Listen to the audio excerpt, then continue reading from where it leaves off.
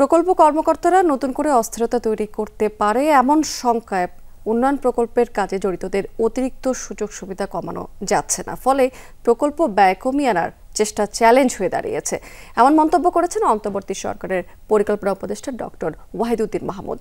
গবেষণা সংস্থা র্যাপিড আয়োজিত সভায় তিনি আরও বলেছেন, সচিবালয়ে কর্মকর্তা কর্মচারীদের আন্দোলন দেখে এটা অনুমান করা যাচ্ছে। উপদেষ্টা বলেছেন এ সময় যে প্রকল্পে দুর্নীতি এবং অযাচিত খরচ কমানো গেলেই বাজেটে পরিচালন ব্যয় অনেক কমানো সম্ভব।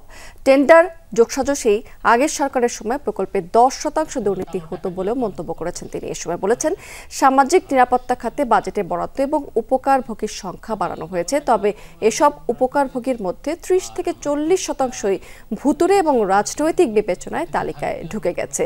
তালিকায় শুদ্ধি অভিযান চালাতে মাঠ বৈঠক জরুরি বলে বলেছেন পরিকল্পনা উপদেষ্টা।